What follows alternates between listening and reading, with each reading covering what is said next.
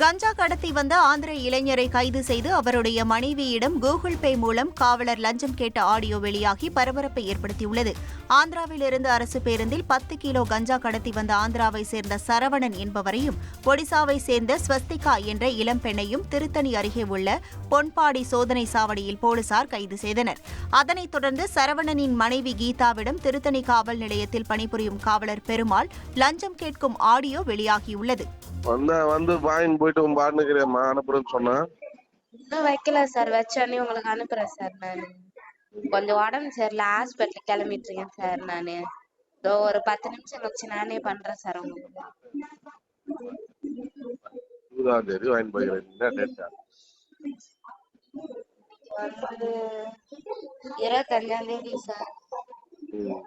சரி, நீ பாருமா, வேலை பாருண்ணா. ஹெல்ப் பண்ற மாதிரி இருக்கு. அப்புறம் நீ போன் பண்ணுவாட்டும். பெயில் இல்லாம எடுத்துன்னு போனா வேலையை நீ பாருண்ணா.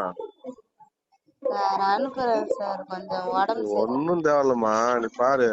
நான் உன் வீட்டுக்காரன் சொகுசா ஏற்றி 3 காசு நான் செலவு பண்ண ஏதோ ஒரு நான் செலவு பண்ண நினைச்சுக்கிறேன். ஒரு பரவாயில்ல. உங்கள் தந்திவன் தொலைக்காட்சியில் தெனாலிராமன் தினமும் மாலை 6 மணிக்கு காண தவறாதீர்கள்.